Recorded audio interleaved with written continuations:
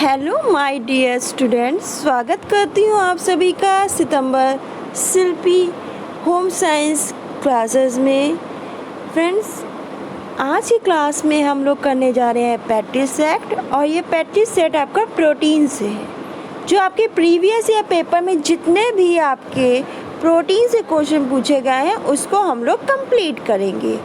इसके साथ मैं बताना चाहती हूँ, अगर आपने फेसबुक, इंस्टाग्राम पे और टेलीग्राम पे मुझे फॉलो नहीं किया है तो वहाँ सितंबर शिल्पी सर्च करके मुझे फॉलो कर सकते हैं, जिससे आपको मेरी हर क्लास की अपडेट मिल जाएगी। साथ ही मेरे TGT, PGT, net, LT grade, RPC first grade के ऑफलाइन बैच भी चलते हैं। जिनको एडमिशन चाहिए वो मेरे इस नंबर पे मुझसे कांटेक्ट करके, टीजीटी, पीजीटी के स्टूडेंट और नेट के इस नंबर पे कांटेक्ट करके एडमिशन ले सकते हैं।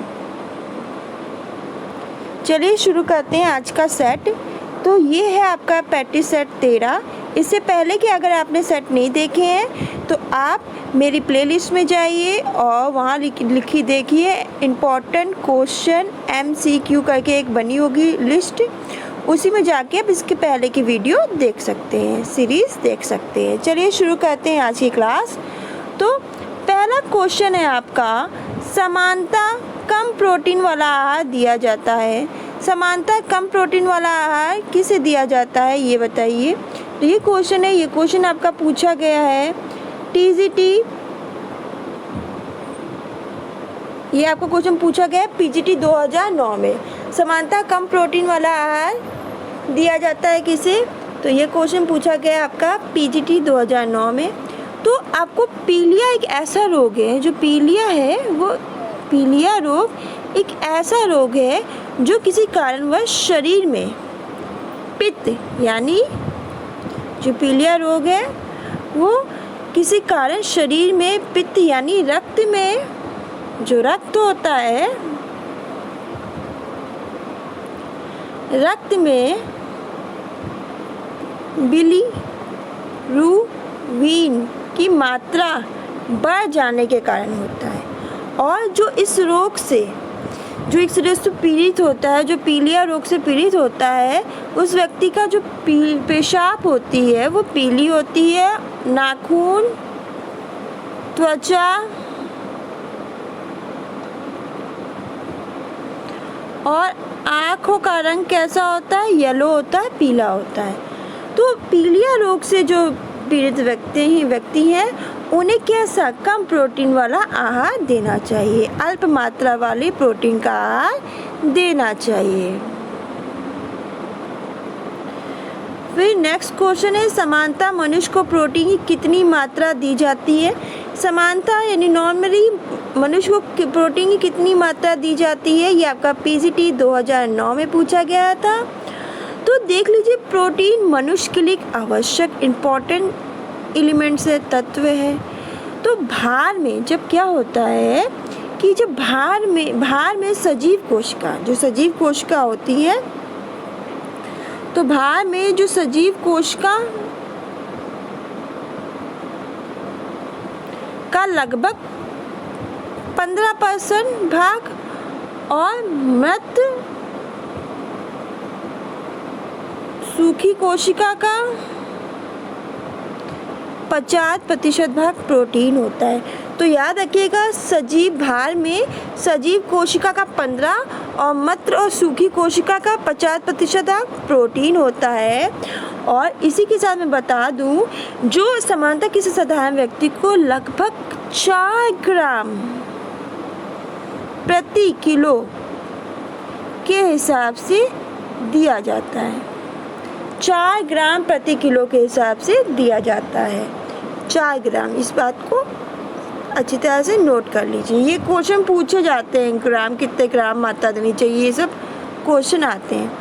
प्रकृति से सीधे तौर पर प्राप्त होने वाली विटामिन कौन सी है जिसके लिए भोज्य पदार्थ की जरूरत भी नहीं है? पीजीटी 2005 में पूछा गया था।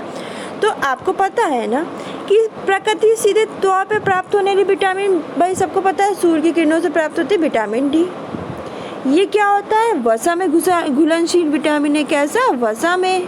वसा में घुलनशील विटामिन है, जो क्या करता है, जो जंतुओं द्वारा अपनी त्वचा कोशों में 7D जो जंतुओं द्वारा अपनी त्वचा कोशों में 7D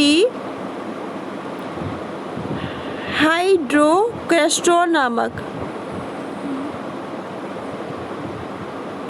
नामक पदार्थ से सहायता करता है। तो प्रकृति से जो सीधे विटामिन प्राप्त होता है विटामिन डी होता है, और विटामिन डी आपका घुलनशील होता है वसा में, और ये जंतुओं द्वारा अपनी त्वचा कोशों में 7D हाइड्रोकोलेस्टेरॉल नामक पदार्थ से सहायता करता है। ये क्या करता है? ये प्रक्रिया क्या होती है? सूर्य के प्रकाश की पराबैंगनी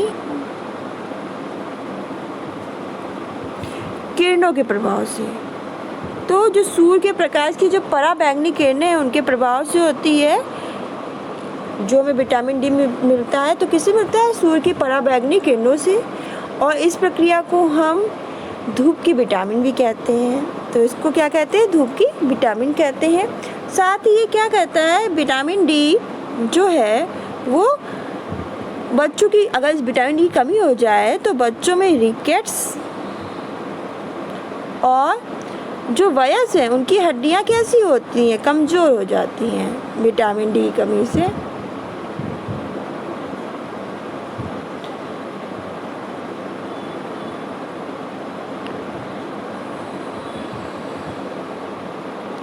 देखिए, क्योंकि ये विटामिन डी हमें सूर्य की किरणों से सीधे प्राप्त होता है, इसलिए हमें कोई विटामिन डी से भरपूर आहार लेने की कोई ज़रूरत ही नहीं है। हमें सीधे बस सूर्य की किरणें, जो सूर्य की रोशनी त्वचा पे सीधे प्रभाव पड़ता है, उसी से हमको जितना विटामिन डी चाहिए होता है वो मिल जाता है। ये आपका पीजीटी 2005 में पूछा गया था। शरीर में प्रोटीन, पीजीटी 2005 में पूछा गया था। जो शरीर में प्रोटीन का कार्य क्या होता है? तो जो इम्पॉर्टेंट कार्य होता है, जो मुख्य कार्य होता है, वो शरीर में प्रोटीन का कार्य होता है कोशिकाओं का निर्माण। जो इम्पॉर्टेंट कार्य होता है वो कोशिकाओं का निर्माण करना और पुरानी टूटी फूटी जो कोशिकाएं हैं उनकी मरम्मत करना। उनकी क्या? मरम्मत करना। तो कोशिकाओं का निर्माण करना और पुरानी टूटी फूटी जो कोशिकाएं हैं उनके लिए आवश्यक तत्व पहुँचाना, उनकी मरम्मत करना इसका कार्य होता है। साथ ही बता दूं कि भोजन में हमारी आवश्यकता की कुल कैलोरी का 20 से 30% होना चाहिए, प्रोटीन होना चाहिए। तो हमारी जितनी भी हमारी आवश्यकता की कुल कैलोरी का भोजन में जो है, हमारा जो खाना खा रहे हैं, जो भोजन खा रहे हैं, तो हमें जितनी ज़रूरत है उस कैलोरी का 20% जो है प्रोटीन होना जरूर चाहिए भोजन में।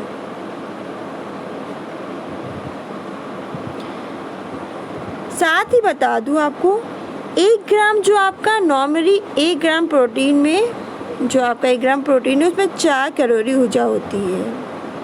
1 ग्राम प्रोटीन में 4 कैलोरी ऊर्जा होती है। साथ ही ये जो प्रोटीन की मात्रा है वो आपके वर्कआउट पे, आपकी जो वेट है उसकी और आपकी एज पर, बहुत से कारकों पर निर्भर करती है कि हमें कितना प्रोटीन लेना चाहिए। प्रोटीन की इकाई क्या है? तो आपकी प्रोटीन की इकाई, ये आपका पीजीटी 2005 से पूछा गया था। तो प्रोटीन की इकाई आपकी अमीनो एसिड है। क्या है? अमीनो एसिड प्रोटीन की इकाई है। तो प्रोटीन की इकाई क्या है? Amino acid. प्रोटीन बड़ी संख्या में क्या होता है? जो प्रोटीन है बड़ी संख्या में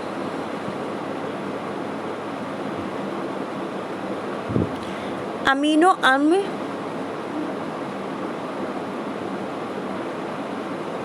जो अमीनो अम्ल की छोटी छोटी इकाइयों से बने जैविक अणु होते हैं। तो प्रोटीन क्या होता है?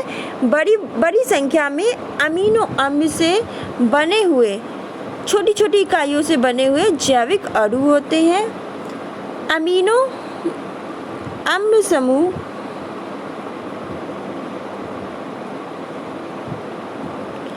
जो आपका है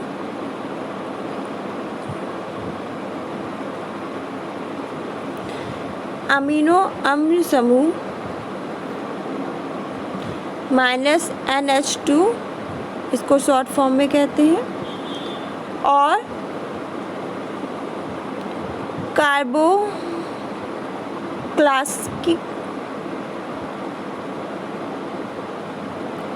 समूह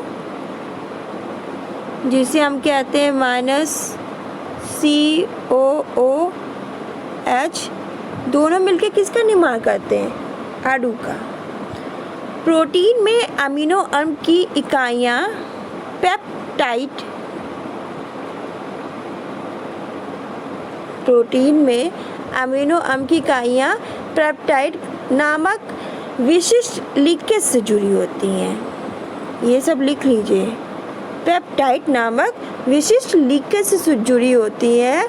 और जो प्रोटीन के जो अणु होते हैं उससे तोड़ना आसान नहीं होता। आप सोचो जो प्रोटीन के अणु को तोड़ ले, उसे तोड़ना आसान नहीं होता। आप ध्यान रखिएगा, प्रोटीन में अमीनो अम्ल की जो इकाइयाँ हैं वो पेप्टाइडेड बंध नामक विशिष्ट लिंकेज से जुड़ी होती हैं। और प्रोटीन के अणु को तोड़ना आसान नहीं होता। ऐसे तोड़ने के लिए हमें हमारे शरीर को अधिक समय लगता है। फिर दाल में किस अमीनो अम्ल का अभाव होता है? ये आपका क्वेश्चन पूछा गया था PGT 2006 में। दाल में किस अमीनो अम्ल का अभाव होता है? तो दाल में आपका मिथियोनिन, तो दाल में मिथियोनिन नामक अमीनो अम्ल का अभाव होता है। तो मिथियोनिन नामक अमीनो अम्ल का दाल में अभाव होता है। ये नए रक्त वाहिकाओं के निर्माण के लिए आवश्यक होती है। ये जो मिथियोनिन है वो नए रक्त वाहिकाओं के निर्माण के लिए इम्पोर्टेंट होती है।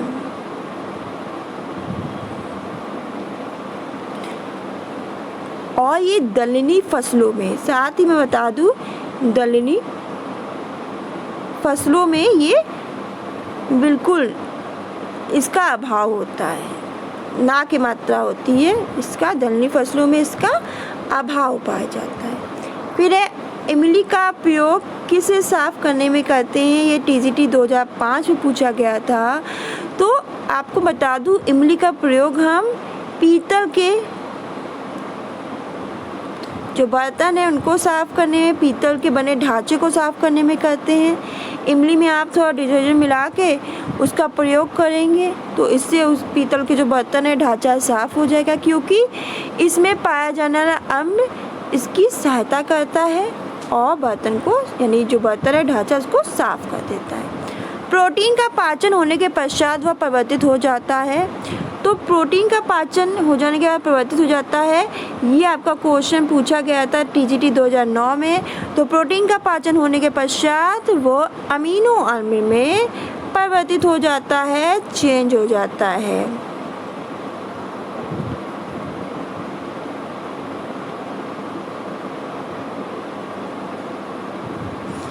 फिर 5 ग्राम प्रोटीन कितना देता है? तो 5 ग्राम प्रोटीन कितनी कैलोरी देता है? तो आपको मैं बता दूं कि आपका ये TGT 2013 में पूछा गया था। तो 1 किलोग्राम जो है प्रोटीन आपको 4 किलो कैलोरी ऊर्जा देता है।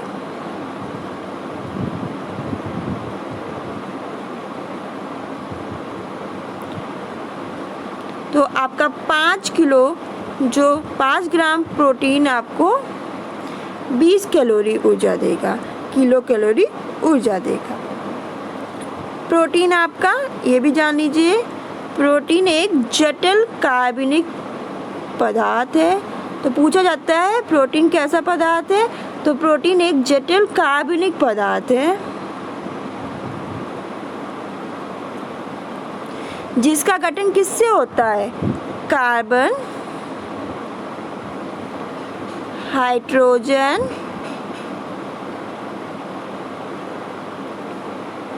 ऑक्सीजन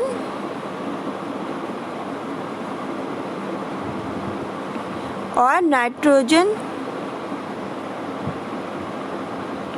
तत्वों के अणुओं से होता है, तत्वों के अणुओं से होता है, अणु से होता है। तो 1 ग्राम प्रोटीन में हमें 4 किलो कैलोरी प्राप्त होती है और 5 किलो से हमें 20 किलो कैलोरी प्राप्त होगी। आपका जो प्रोटीन है वो कार्बनिक है, जटिल कार्बनिक पदार्थ है जिसका गठन आपका कार्बन से। ये सब याद रखिएगा, क्वेश्चन पूछ सकता है। हाइड्रोजन, ऑक्सीजन और नाइट्रोजन तत्वों के अणुओं से मिलकर बना होता है। तो ये थे आज के कुछ इम्पोर्टेंट क्वेश्चन। वीडियो अच्छी लगे तो इसे लाइक करें, शेयर करें, कमेंट करके अपना फीडबैक ज़रूर दें। आज के लिए बस इतना ही। तब तक खुश रहिए, मुस्कुराते रहिए, अपना ध्यान रखिए। साथ ही अगर आपने मुझे फेसबुक, इंस्टाग्राम और टेलीग्राम पे फॉलो नहीं किया तो आप जाइए, वहाँ मुझे फॉलो कर लें। Bye bye.